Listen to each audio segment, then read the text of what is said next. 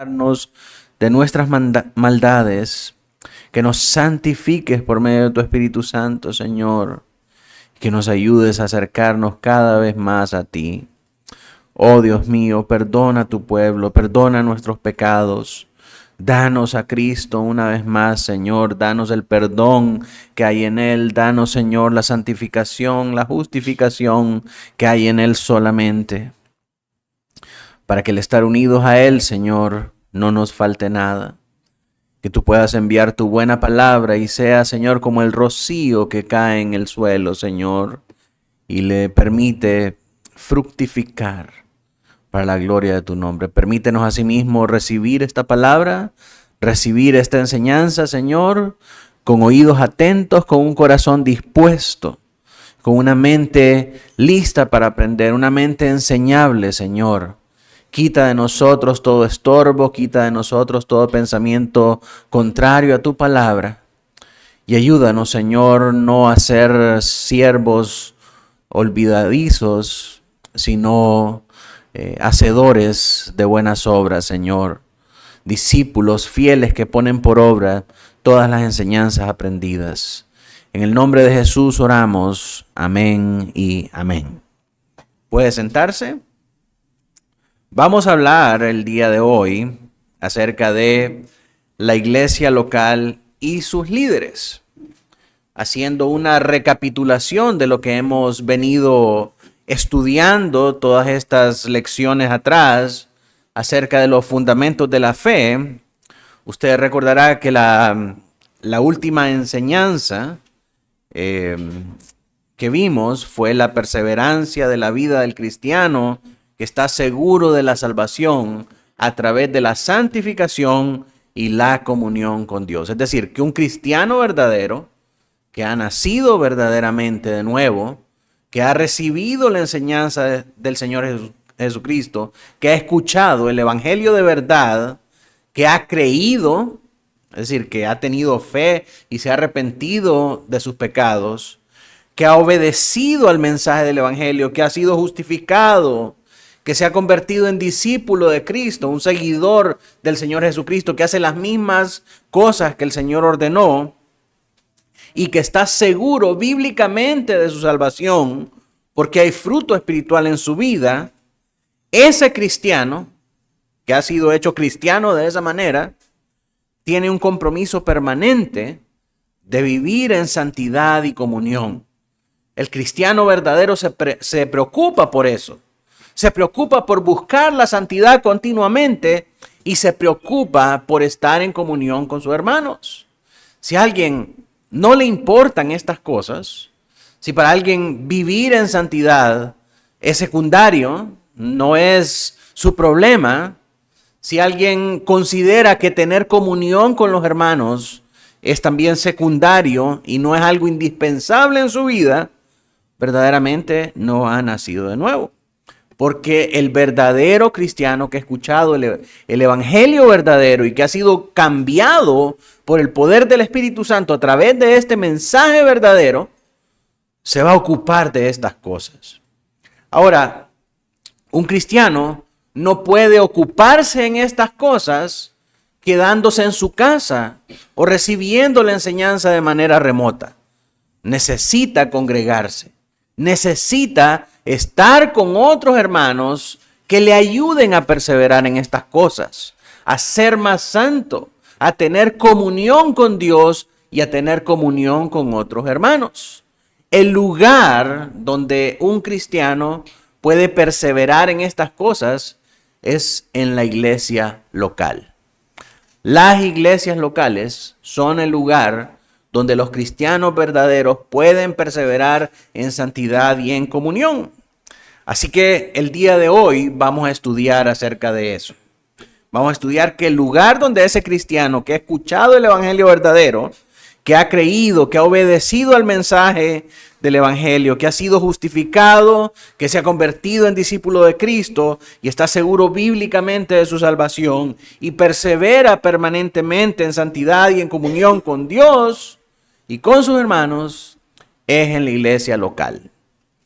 No es en su casa solas, ni tampoco conectados al internet, es a través de la iglesia local. Así que vamos a empezar esta serie de 3 estudios de la iglesia local, viendo primero cómo está formada la iglesia de Dios, ¿sí? Usted recordará que en el sermón pasado vimos el propósito de la iglesia, que el propósito de la iglesia es ser casa de Dios, columna y baluarte de la verdad, y vimos todo lo que eso significa. Todo lo que significa ser casa de Dios, lo que significa ser columna de verdad y lo que significa ser baluarte de verdad. Entonces ahora vamos a ver cómo está compuesta esa casa de Dios, cómo está formada esa casa de Dios, columna de verdad y baluarte de verdad. ¿Por qué es importante seguir estudiando esto y profundizar en estas cosas? Porque muchos, mis hermanos, tienen un mal entendimiento de lo que es una iglesia. A menudo confunden los términos iglesia con templo y son 2 cosas completamente diferentes. Iglesia no es el lugar a donde venimos. Iglesia es el cuerpo al que pertenecemos, ¿verdad? No es un lugar físico, son las personas, son nuestros hermanos. Así que no debemos tener esa confusión. No poder definir adecuadamente lo que es la iglesia, ni cómo la iglesia está formada, ni quién pertenece a ella, o cómo puede alguien pertenecer a la iglesia, no saber esas cosas lleva a tener un entendimiento incorrecto y por consiguiente prácticas incorrectas de vida cristiana que producen desánimo y producen abandono de la fe. Muchas de las cosas que vemos en las falsas iglesias provienen de no tener un entendimiento correcto de qué es una iglesia bíblica. Si usted piensa que la iglesia es un lugar al que va, entonces siempre podemos encontrar un lugar mejor y más bonito a donde ir. ¿Se da cuenta cómo tener un mal concepto de lo que es iglesia puede distorsionar nuestro entendimiento de lo que es la iglesia y llevarnos a prácticas falsas? No saber cómo está compuesta la iglesia puede llevarnos a exaltar una posición o exaltar un título por encima de la iglesia. Y eso lleva muchas veces a las prácticas insanas que vemos en otras iglesias, donde hay pastores que se adueñan de la congregación, que se adueñan de los bienes de toda la iglesia y que están pastoreando por ganancia deshonesta. Entonces esto es muy importante, saber qué es la iglesia, quiénes componen la iglesia, cómo puedo ser yo miembro de la iglesia, es muy importante para que nosotros tengamos una práctica correcta de iglesia. De nada sirve tener un entendimiento verdadero del evangelio si no se tiene un entendimiento correcto de la iglesia. Es decir, si no se tiene una eclesiología correcta. La eclesiología es el estudio de lo que una iglesia es y hace a la luz de la Biblia. Si usted no tiene un entendimiento correcto de lo que es la iglesia, no importa que usted tenga un buen entendimiento del evangelio, esas malas prácticas van a terminar corrompiendo el entendimiento correcto del evangelio y la sana doctrina. Y las 2 cosas son igualmente importantes. Una debería de llevar a la otra. Si en verdad tenemos la sana doctrina, deberíamos tener una sana eclesiología. Y por consiguiente deberíamos practicar una sana eclesiología.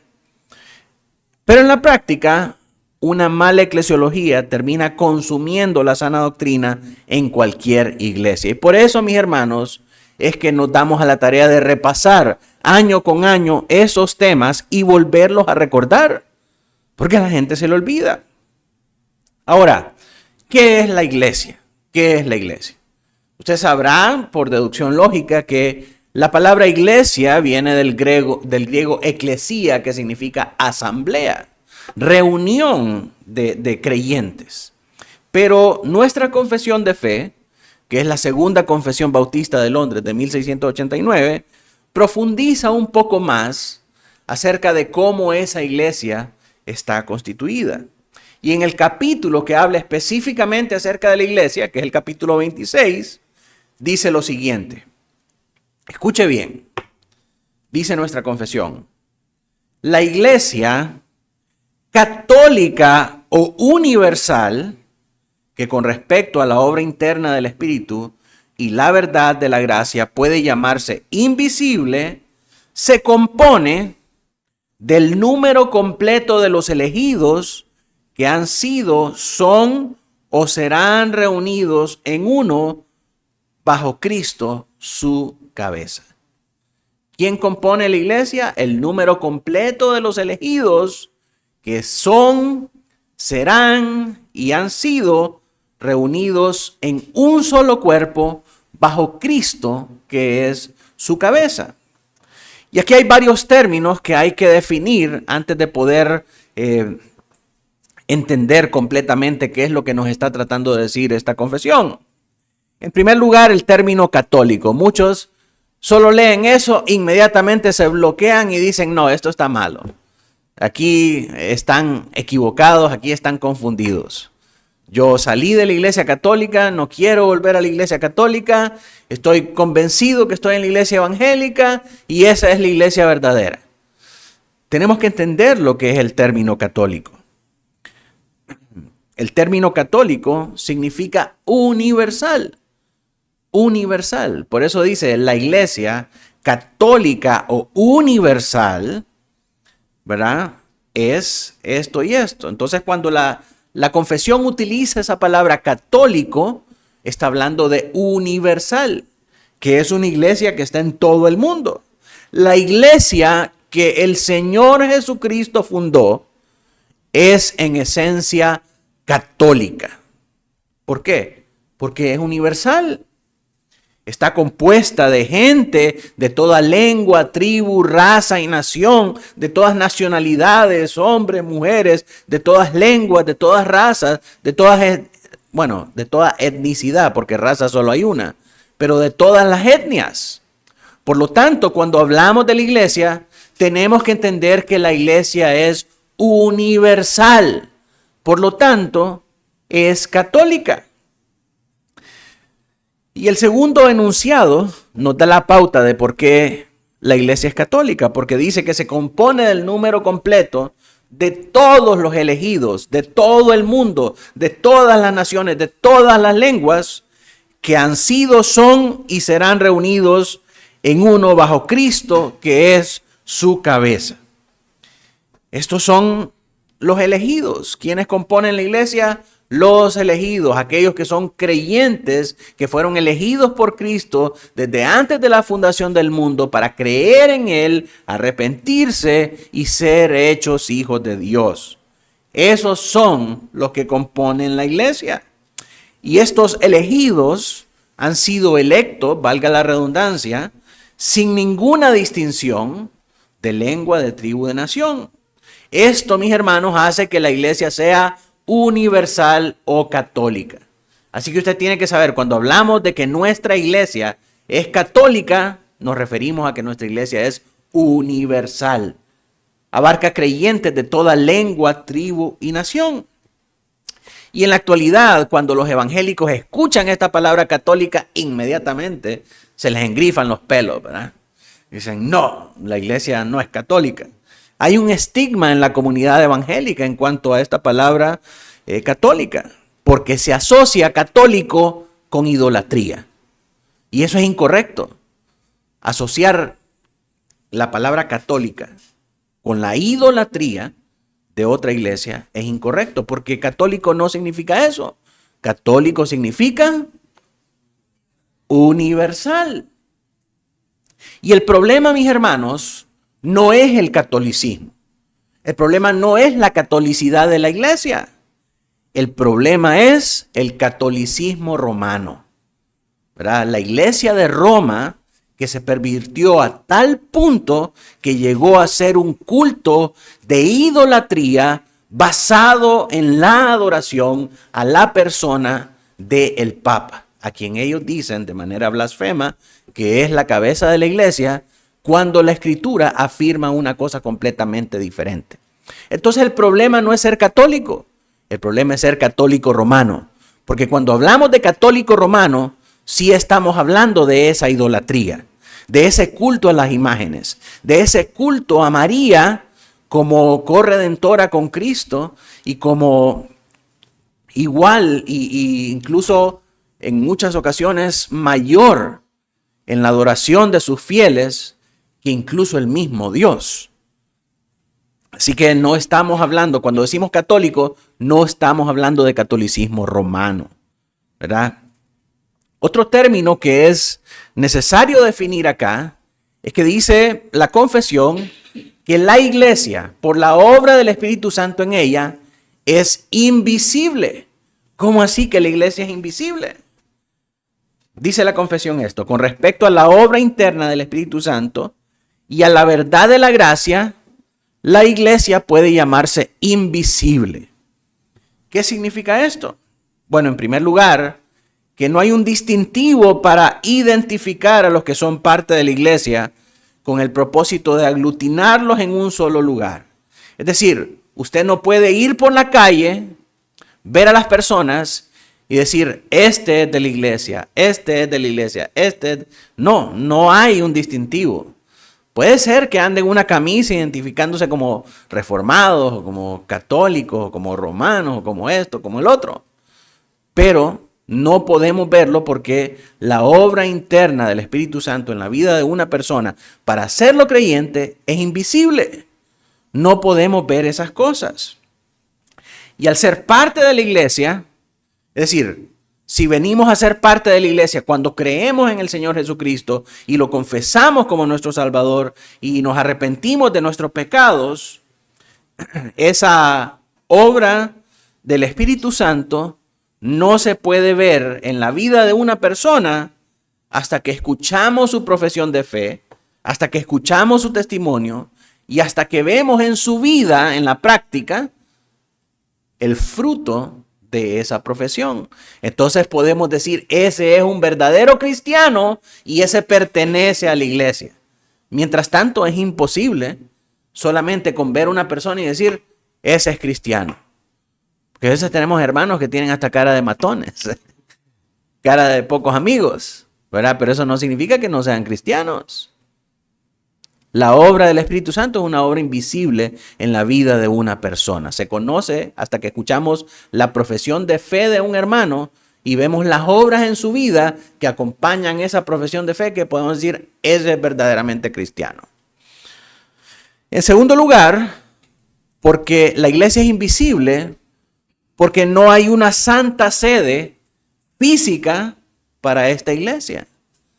Si decimos la iglesia del Señor es universal, ¿dónde puedo ir a visitar esta iglesia? ¿A dónde se reúne esta iglesia? Sí, no hay un lugar donde podamos congregar a todos los creyentes y decir, ahí, ese es el lugar de la iglesia universal. No, o sea, están regados por todo el mundo. Congregarlos en esta vida va a ser imposible hasta que el Señor Jesucristo venga y los congregue a todos. En ese momento vamos a conocer quiénes son parte de la iglesia. Mientras tanto, no hay una santa sede donde podemos ir a ver a la iglesia, donde podemos ir a visitar esa iglesia. Sí, la iglesia es invisible. No hay un lugar físico donde podemos ir a ver a esa iglesia. Ahora, ¿quién dirige esa iglesia universal? ¿Quién es el líder mundial de esa iglesia universal, católica e invisible? El Señor Jesucristo. No hay un santo padre, no hay un gran pastor aquí en la tierra que sea el pastor de todos los pastores. Ese título está reservado para el Señor Jesucristo. Pedro dice, el príncipe de los pastores. Esa palabra, el príncipe de los pastores, es el archipoimen. Archipoimenas. Es el mayor de los pastores, el principal de los pastores. Cristo es ese, Cristo es la cabeza de esa iglesia. No es el Santo Padre que se sienta en la Santa Sede en Roma. No lo es. Cristo es la cabeza de la iglesia y los elegidos reunidos en Él son el cuerpo de esa cabeza o la iglesia del Señor. Eso significa que no hay un líder mundial que lidera toda la iglesia de Cristo. La enseñanza de que hay un santo Padre en una santa ciudad que dirige aquí en la tierra a la iglesia, no solamente es errada, sino que es blasfema, porque atenta contra la autoridad del Señor Jesucristo.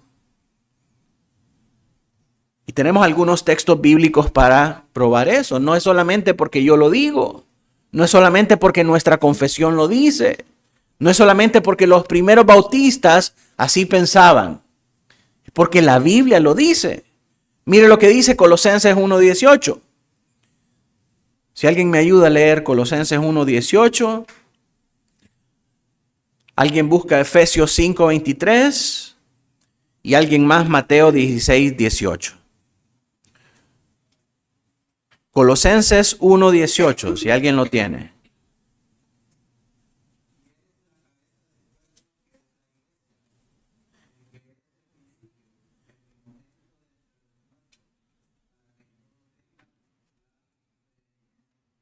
Y Él es la cabeza del cuerpo.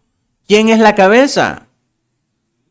Cristo es la cabeza. ¿Quién es el cuerpo? La iglesia, los elegidos que han sido reunidos en una bajo Cristo. ¿Se da cuenta? Eso está claro en la Escritura. Efesios 5:23. ¿Quién tiene Efesios 5:23? Léelo, hermano.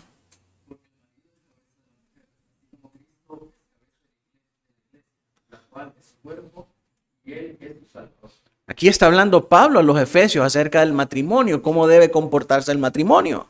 Entonces dice, el esposo es cabeza de la mujer, así como Cristo es la cabeza de la iglesia. ¿Quién es la cabeza de la iglesia? Cristo es la cabeza de la iglesia. Mateo 16:18.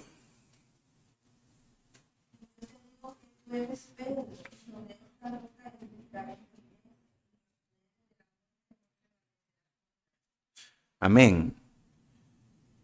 El Señor Jesucristo le dice a Pedro, sobre esta roca edificaré mi iglesia. Mi iglesia, dice el Señor Jesucristo. ¿Y cuál es esa roca?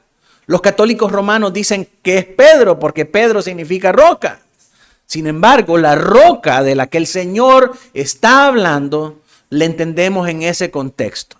El Señor pregunta a sus discípulos, ¿quién dice la gente que soy? Unos dicen que tú eres Elías. Y le preguntan a Pedro, Pedro, ¿quién dice la gente que soy? Y Pedro le dice, tú eres el Cristo, el Hijo del Dios viviente. Y el Señor le dice, yo te digo que tú eres Pedro, y sobre esa roca edificaré mi iglesia. ¿Cuál roca? La verdad de que Él es Cristo, el Hijo del Dios viviente. Esa es la verdad sobre la cual se fundamenta la fe cristiana. ¿Por qué nos llamamos cristianos? Porque creemos que Cristo es el Hijo de Dios que descendió del cielo para darnos salvación. Ese es el fundamento y la roca sobre la cual se edifica el cristianismo. No hay otra.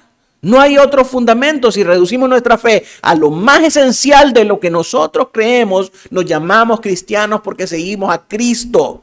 ¿Por qué seguimos a Cristo? Porque Él es el Hijo de Dios. Porque Él es Dios mismo encarnado para darnos la salvación. Entonces Cristo edifica su iglesia porque Él es la cabeza. No Pedro. Pedro no pinta nada en esta ecuación. Así que la iglesia es del Señor Jesucristo y Él es la cabeza. Si la iglesia universal es invisible, entonces ¿dónde vamos a congregarnos? Si no hay una santa sede, si no podemos ver, ¿cómo hacemos para congregarnos entonces? ¿A dónde nos vamos a congregar?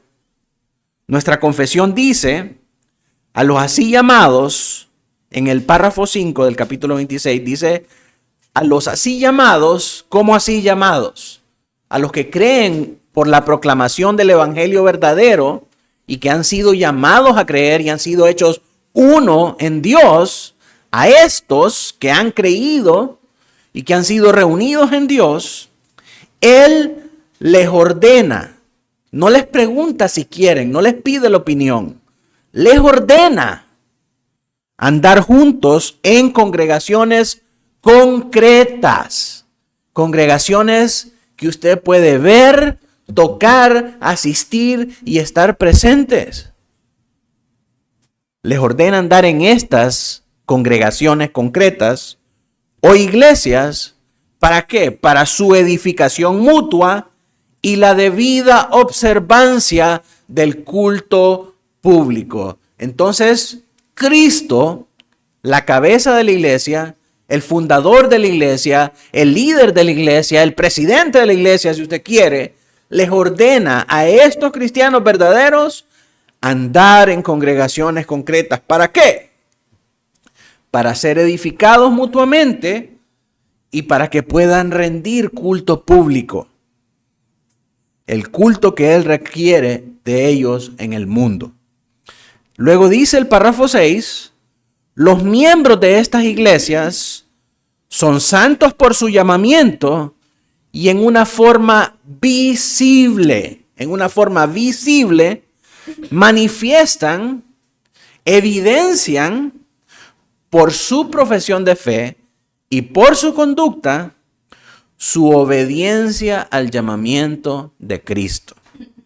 Y voluntariamente, ¿sí? A nadie se le pone una pistola, a nadie lo va a sacar el pastor a la fuerza de la casa, sino que voluntariamente acuerdan andar juntos conforme al designio de Cristo, conforme a la orden de Cristo para estos creyentes, dándose a sí mismo al Señor y mutuamente por la voluntad de Dios, profesando sujeción a los preceptos del Evangelio.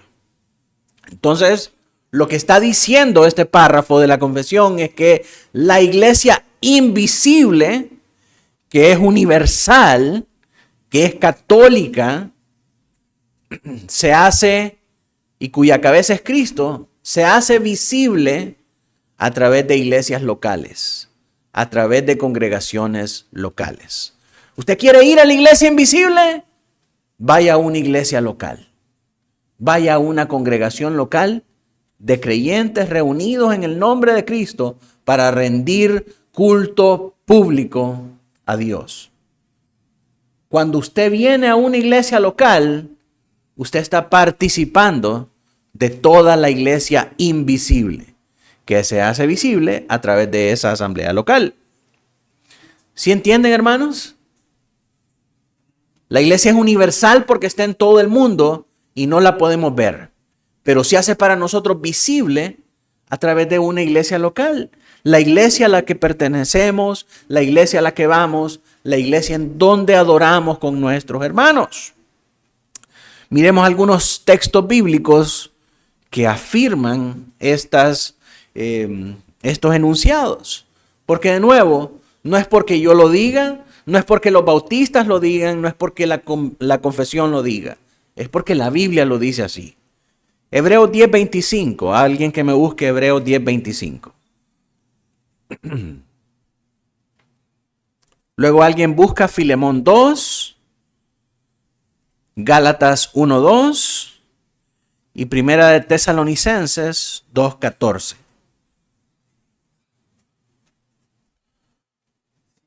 Hebreos 10:25.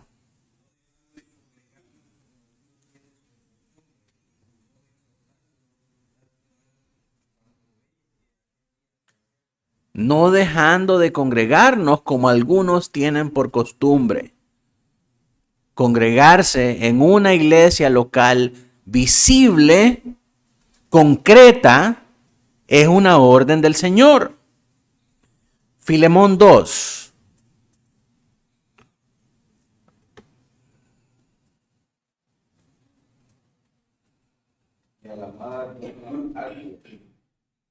Apia.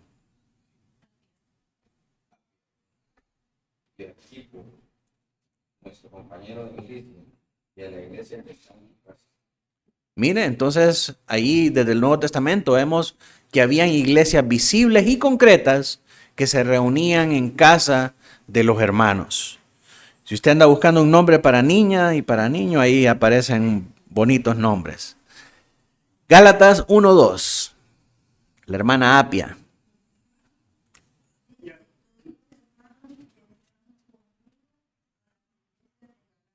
A las iglesias de Galacia, habían iglesias concretas, congregaciones visibles. Primera Tesalonicenses 2:14.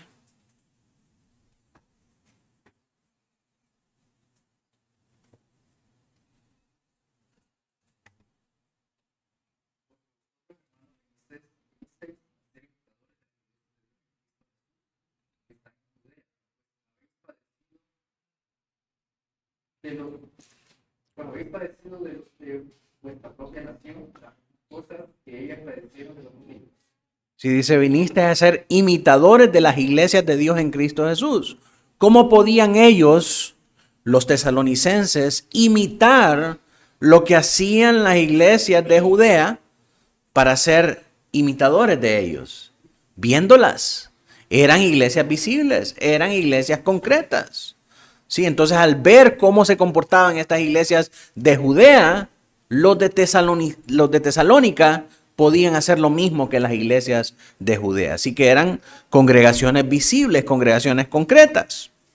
Entonces, vemos que la iglesia católica o universal, cuya cabeza es Cristo, es invisible por el obrar del Espíritu Santo a través de la gracia en ellas, pero se hacen visibles en congregaciones locales.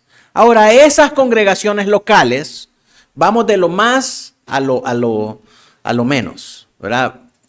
Comenzamos hablando de la iglesia universal, ahora ya estamos hablando de la iglesia local. ¿Cómo se compone una iglesia local? Leamos Romanos 12, del 4 al 8. Romanos 12, del 4 al 8.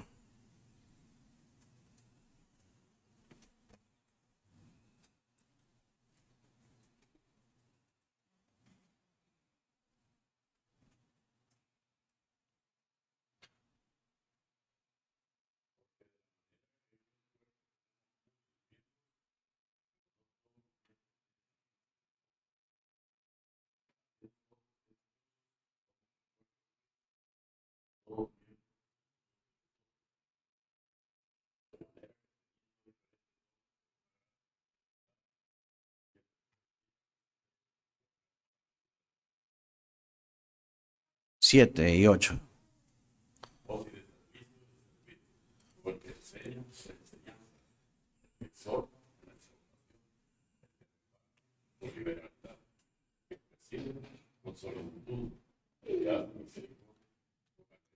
Entonces, ¿cómo están compuestas las congregaciones locales? Nos dice Romanos ahí, de muchos miembros. ¿Sí? Son muchos miembros, todos en un mismo cuerpo, y dentro de esos miembros hay diferentes dones. ¿Verdad? Vemos dones de profecía, dice ahí, dones de servicio, dones de enseñanza, dones de exhortación, dones de repartición, de presidir o liderar y de hacer misericordia. Ahora, miremos un poco más acerca de esos dones. ¿A qué se refiere con estos dones? Efesios 4, del 8 al 11.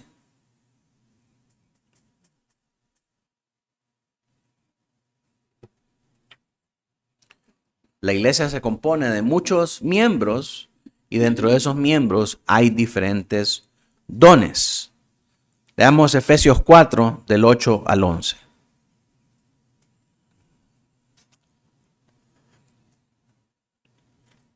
Por lo cual dice, subiendo a lo alto, lleva cautiva la cautividad y dio dones a los hombres. Y eso de que subió, que es, sino que también bajó a que también había descendido primero a las partes más bajas de la tierra. El que descendió es el mismo que también subió por encima de todos los cielos para llenarlo todo. El siguiente. Y el mismo constituyó a unos apóstoles, a otros profetas y a otros evangelistas, a otros pastores y maestros. Entonces dice que el Señor, subiendo a lo alto, llevó cautiva la cautividad y dio dones a los hombres. Y dentro de esta multifacética proporción de dones, constituyó a unos apóstoles, a otros profetas, a otros evangelistas y a otros pastores y maestros. Entonces, dentro de los dones que el Señor da a la iglesia, existen estos ministerios como apóstol, profeta, evangelista, pastor y maestro. Ahora, es necesario que leamos Hebreos 1, 1 y 2. Hebreos 1, 1 y 2.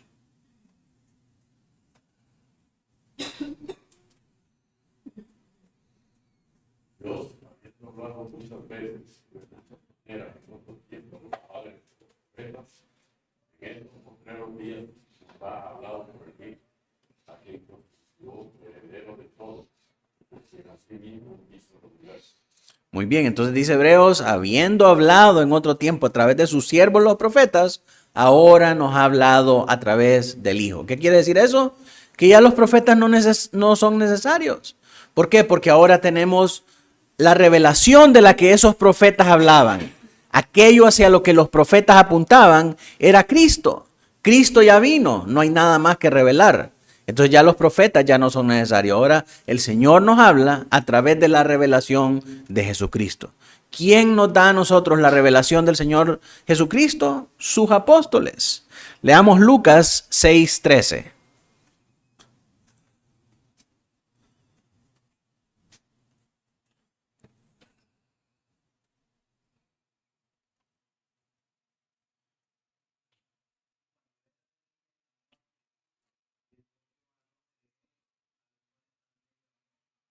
¿Quiénes eran los apóstoles entonces? 12 discípulos que el Señor Jesucristo llamó. Hechos 1:26.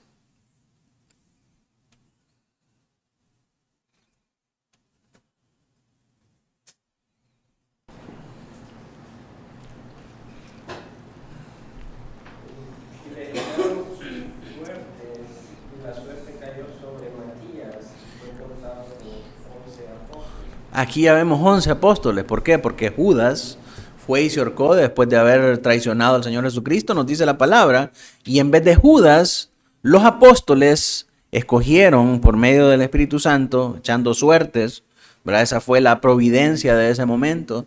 Y el Señor tuvo a bien que Matías fuera contado entre esos 12 apóstoles, entre los 11 apóstoles, con Matías 12. Luego, 1 Corintios 15:9.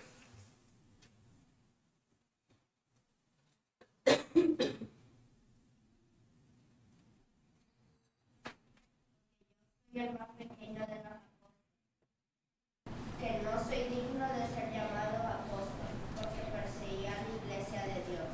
Bueno, adicionalmente a esos 12 apóstoles que llamó el Señor Jesucristo, tenemos a Pablo, que es el último de los apóstoles, o el más pequeño de los apóstoles, dice 1 Corintios 15:9.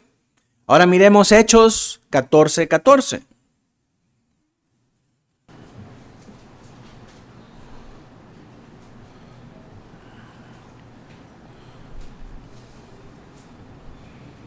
Hechos 14:14.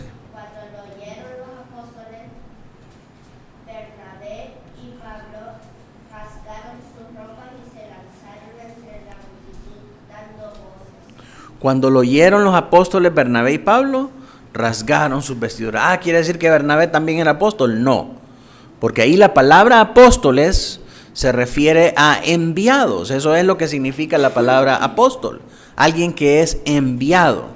Y en el contexto de ese pasaje, en el libro de los Hechos, está hablando del viaje misionero que hicieron Pablo y Bernabé como enviados por la iglesia de Jerusalén.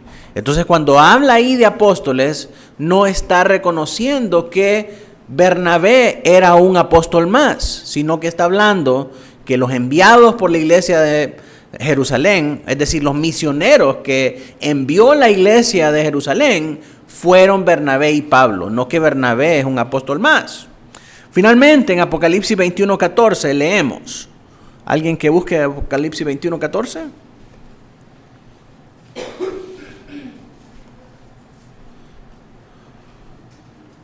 el muro de la ciudad tenía 12 cimientos, y sobre ellos los 12 nombres de los 12 apóstoles del Cordero. Muy bien, entonces tenemos los 12 nombres de los 12 apóstoles del Cordero. ¿Sí? Cuando en el final de los tiempos regrese el Señor Jesucristo para llevarnos a estar con Él, a quien reconoce o quien vemos ahí en el Apocalipsis, son únicamente los 12 apóstoles del Cordero. Aparte de ellos, Pablo es el único fuera de la Escritura que se reconoce como apóstol. Entonces, no hay más apóstoles. No hay más apóstoles, solamente estos que menciona la Escritura. Hoy en día muchas iglesias tienen hombres que se hacen llamar apóstoles. ¿Bajo qué presunción? ¿Bajo qué autoridad? ¿De dónde sacan ellos que pueden ser apóstoles? Bueno, ellos utilizan el verso de Hechos 14:14 para decir que hubieron otros apóstoles aparte de los del Señor Jesucristo. Y estos se llaman los apóstoles del Espíritu Santo. Los apóstoles de la era del Espíritu Santo. Cuando Cristo ya no estaba más en la tierra, dejó al Espíritu Santo y Él señaló o envió a algunos que son reconocidos por la iglesia como apóstoles. Y eso se llaman los apóstoles del Espíritu que tenemos hasta hoy en día. La situación es que la Biblia no menciona que hay apóstoles del Espíritu. Fuera de los 12. Y Pablo, no hay más apóstoles. Cuando el Señor viene, al final a los que se reconoce es a los 12 apóstoles del Cordero, que son los 12 que llamó el Señor, y adicional a eso, Pablo como el perito y arquitecto de la iglesia, que fue llamado para eso. Fuera de eso, no hay más apóstoles. Entonces, no hay profetas, no hay apóstoles.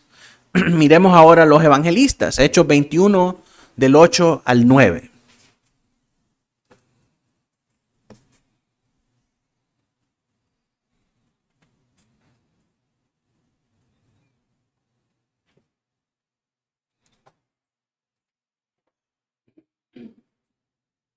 Otro día saliendo Pablo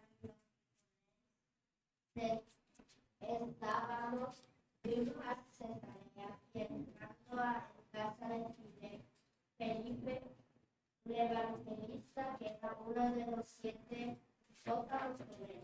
Este tenía 4 hijas doncellas que profetizaban. Bien, esta es la única referencia, mis hermanos, que tenemos de un evangelista en la iglesia del Nuevo Testamento. Solamente aquí aparece un evangelista. Sin embargo, no tenemos más registros de qué es lo que hace un evangelista en la iglesia, ni cuáles son los requisitos para llamar a un evangelista, ni cómo debemos elegirlos nosotros en la iglesia. Si la Escritura no nos dice algo, mis hermanos, nosotros no debemos hacerlo. Si la Escritura no nos dice cómo debemos hacerlo, tampoco debemos hacerlo. Entonces, por la providencia de Dios, en el tiempo de los apóstoles, Felipe fue llamado como evangelista. Fuera de Felipe no encontramos nosotros ningún otro nombramiento de otro evangelista en alguna iglesia. Entonces, lo que el Señor hizo con Felipe al llamarlo evangelista, pues gloria al Señor, pero si nosotros como iglesia no se nos dice que debemos llamar evangelistas, no podemos hacerlo porque además la Escritura no nos dice cómo debemos llamar. La labor de evangelismo es una labor de todos los creyentes, pero un evangelista como ministro no aparece dentro de las iglesias del Nuevo Testamento más que señalado aquí en la vida de Felipe. ¿Qué hacía el ministerio de evangelista de Felipe? Bueno, lo vemos ahí enseñando la palabra, enseñándole al etíope eunuco, ¿verdad? A través del libro de Isaías, hasta llevarlo a bautizar, pero no vemos una función directa en las iglesias. Cuando Pablo saluda a las iglesias, nunca menciona evangelistas, ¿verdad? Entonces no creemos que ese sea un ministerio activo dentro de las iglesias, aparte de pastores y diáconos. Entonces, si no nos dice la Escritura que hay evangelistas en las iglesias, no podemos nosotros levantar un ministerio de evangelismo. Y aparte, si no nos dice cómo debemos elegirlo, no sabemos nosotros cómo llevar a cabo esa obra. Lo que sí nos dice es que hay pastores y nos dice cómo debemos elegir a esos pastores. Leamos 1 Timoteo 3, del 1 al 7. ¿Alguien más, aparte de Adrián, para darles oportunidad a todos? 1 Timoteo 3, del 1 al 7.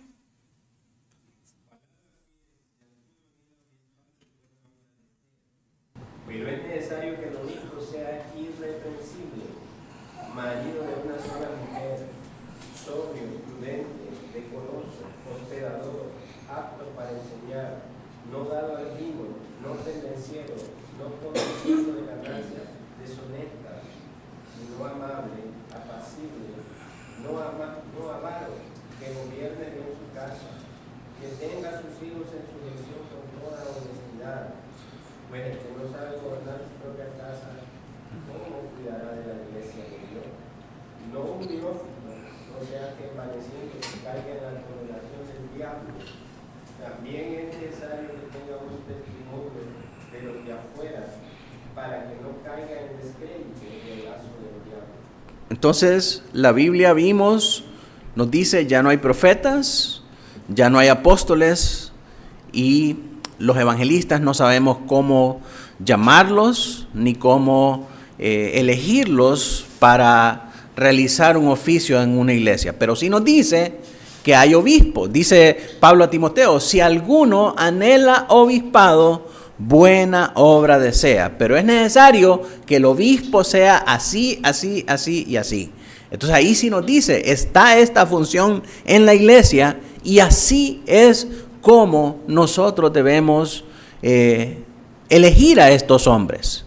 Entonces, ¿qué es un obispo? La palabra obispo es la palabra episcopos, que significa un pastor, ¿verdad? El obispo es un supervisor del rebaño.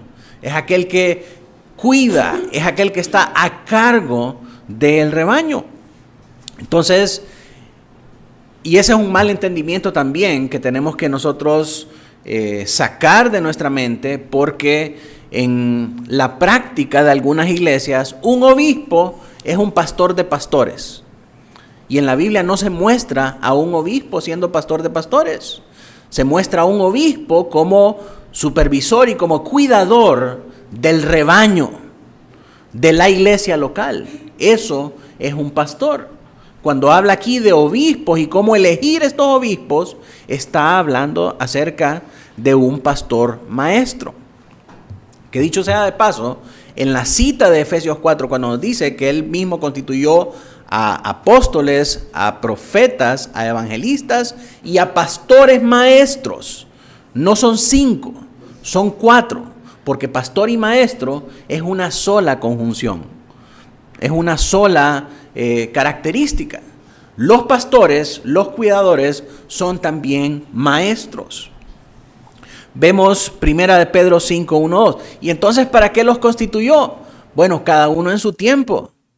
En el Antiguo Testamento, el ministerio más prominente por el cual el Señor hablaba acerca de las cosas que habían de suceder era a través de los profetas. En el Nuevo Testamento, Él encomienda a los apóstoles. Y ahora, en la época de la iglesia que esperamos su retorno, tenemos pastores maestros, ¿verdad? Supervisores que enseñan también la palabra del Señor.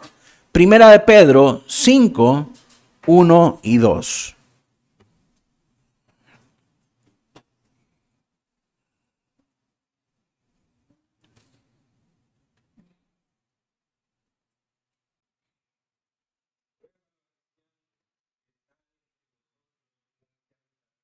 Testigo de los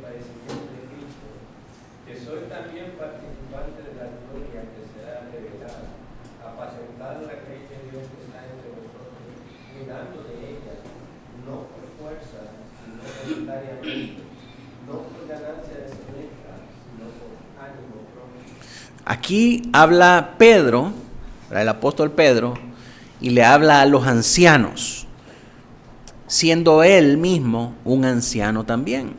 Esta palabra anciano es presbíteros, y estos presbíteros eran consejeros del pueblo. Pero ¿y qué les dice? ¿Qué hacen estos ancianos? Verso 2, apacentad la grey. Entonces, ¿qué son los ancianos? Son pastores, ¿sí? Los obispos son pastores, los ancianos son pastores también. Cuando se usan estas palabras, está hablando de la función que cumplen estos hombres. Como episcopos o obispos, son supervisores del rebaño.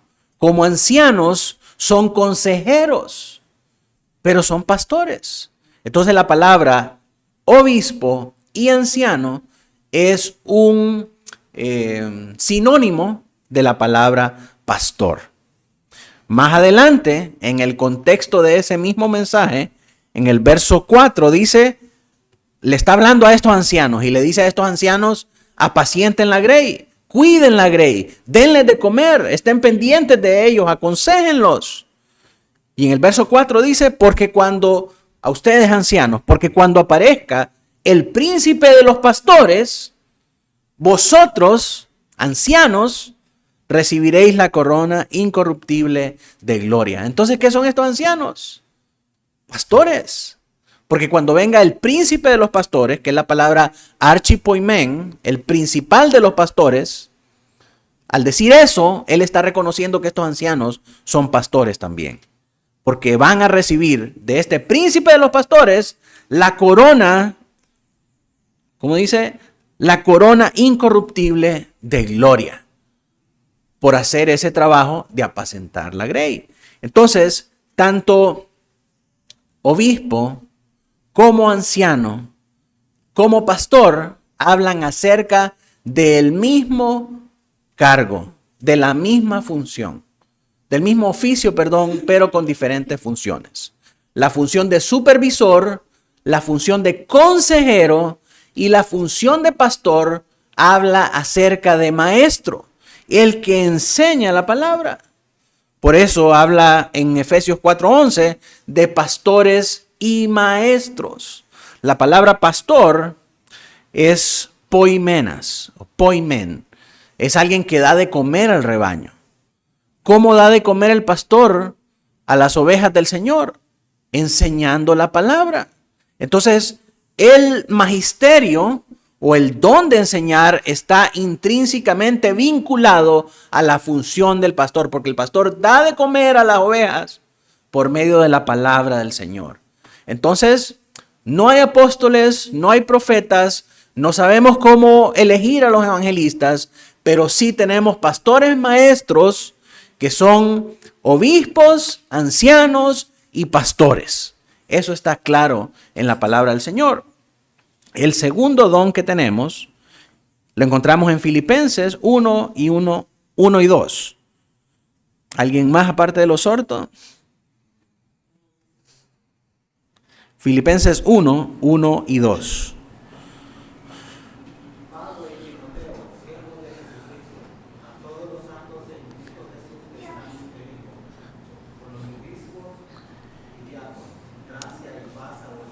Amén. Hasta ahí. Amén. Entonces tenemos obispos, episcopos, que son supervisores, y diáconos. ¿Sí? Ambos, tanto obispos como diáconos, son sustantivos, en griego son sustantivos dativos, plural, masculino. Sí, es una palabra que se usa en masculino. Eso quiere decir que no hay pastoras ni hay diaconisas. Cada vez que aparecen estas palabras, se usan en género masculino. Aunque sí se menciona a Febe, un personaje en Romanos 16:1. Si alguien puede leer Romanos 16:1.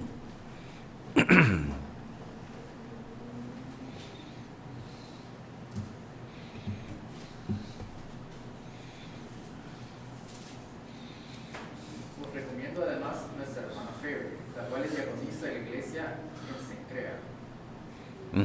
Entonces aquí aparece Febe y dice de ella que es diaconisa.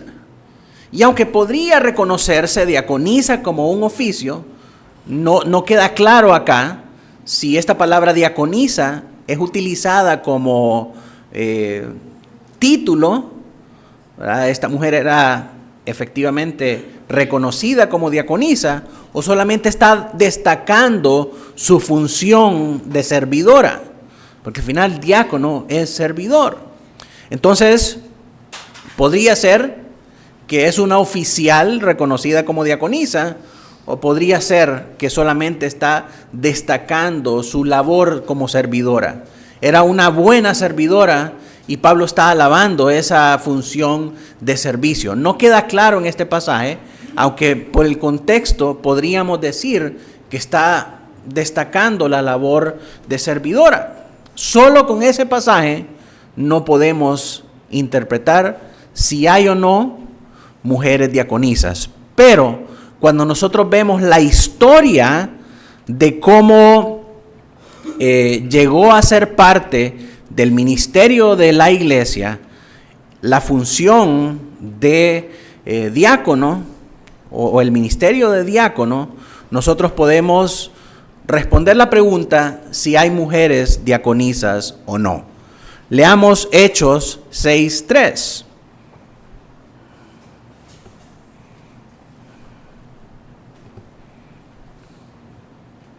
Con esto vamos terminando ya. Hechos 6:3. Buscad pues, hermanos, de entre vosotros a 7 varones de buen testimonio, llenos del Espíritu Santo y de sabiduría, a quienes encarguemos de este trabajo. Este es el principio del ministerio diaconal.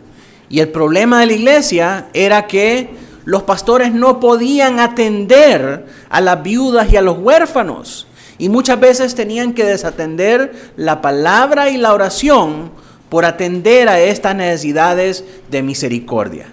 Entonces, no podían ellos desentenderse de lo más importante, que era la enseñanza de la palabra y la oración, para hacer actos de misericordia. Entonces, desarrollan este ministerio del diaconado.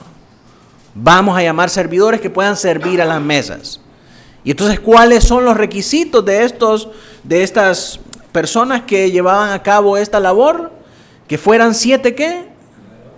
7 varones. Nunca consideraron a las mujeres, ¿sí? Porque en este ministerio era necesario que fueran varones. Pero es que no hay justo, no hay equidad, no el género y todo. Mis hermanos, Dios nos envió a Cristo. Cristo es la cabeza de la iglesia. Quien edifica la iglesia es Cristo, y quien dice lo que la iglesia debe ser y lo que la iglesia debe hacer es el Señor Jesucristo.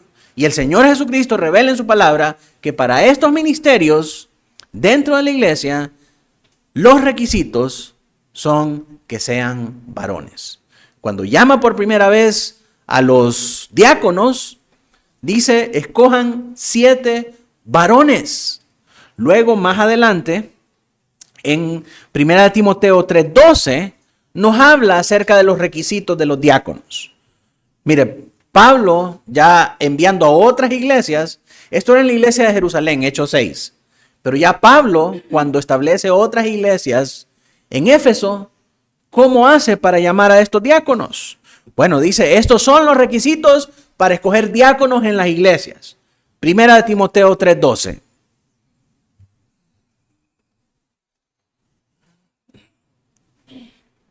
Primera de Timoteo 3:12.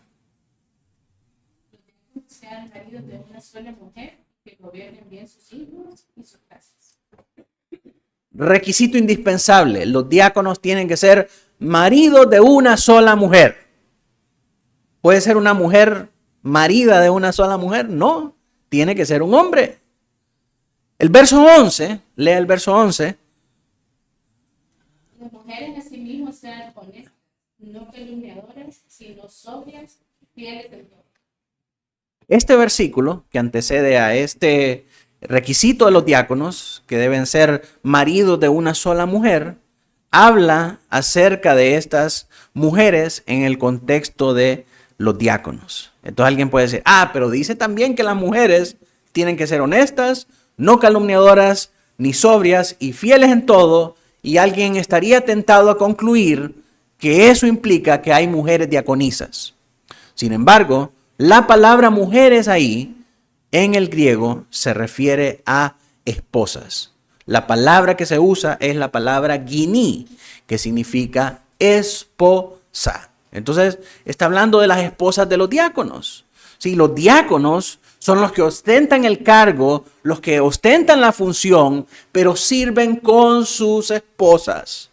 Sirven con sus esposas. Y es necesario que las esposas de los diáconos no sean calumniadoras, que sean honestas, que sean sobrias y fieles en todo. Entonces no está diciendo que hay diaconisas, sino que las mujeres de los diáconos tienen que ser de esta manera. Entonces, ¿cómo está compuesta la iglesia local? De miembros regulares y suboficiales, que son únicamente, vimos, pastores, que son obispos, ancianos, pastores, maestros, una sola cosa, pastores y diáconos. Porque son las dos cosas que vemos que hay en las iglesias y las dos cosas que la Escritura nos dice a nosotros cómo elegirlos. Cuando vemos los saludos de Pablo a las iglesias, en Filipos, en Galacia, en Tesalónica, en Éfeso, él habla a los miembros de la iglesia, a sus pastores y a sus diáconos. En conclusión, mis hermanos, la iglesia del Señor es católica universal, es invisible por la obra del Espíritu Santo en ella, su cabeza es Cristo y su cuerpo está compuesta por los santos elegidos unidos a Él por su profesión de fe. Esta iglesia se hace visible a través de congregaciones locales. Las congregaciones locales están compuestas de miembros regulares, ancianos, obispos, pastores y diáconos. Los cristianos verdaderos, nacidos de nuevo, santificados por el Espíritu, que buscan perseverar en su santidad y comunión, son ordenados por Cristo a congregarse en estas iglesias locales. Como aplicación, una mala eclesiología o un mal entendimiento de estas cosas termina consumiendo la sana doctrina en cualquier iglesia. No entender esto lleva a muchas personas a tener un mal entendimiento de lo que es una iglesia y por consiguiente a tener malas prácticas. Por ejemplo, creer que la ciudad santa donde la iglesia se congrega es el Vaticano o es la ciudad de Jerusalén, la santa ciudad de Jerusalén. También creer que la cabeza de la iglesia es el Papa de Roma o es el presidente de una convención o el presidente de una denominación. Creer que los pastores son más importantes que los demás miembros de la iglesia. O creer que los miembros de la iglesia, los miembros regulares, son más importantes que sus oficiales. Creer que no es necesario congregarse de manera física. Que los pastores y profetas aún están activos. Que hay mujeres pastoras y diaconisas. Y que los diáconos son aprendices de pastores o que son esclavos de la iglesia y que los obispos pueden ser pastores de pastores. Esos son los errores que resultan de tener una mala eclesiología. Entonces, mis hermanos, si nosotros queremos tener una buena eclesiología, es decir, ser la iglesia que el Señor Jesucristo quiere que seamos, debemos aplicar la enseñanza de la palabra y ser fieles en todas estas cosas, en la manera en que estamos constituidos como iglesia y en la manera en cómo hacemos iglesia. Amén y amén. En nuestra próxima clase vamos a profundizar un poco más acerca de los miembros y sus responsabilidades.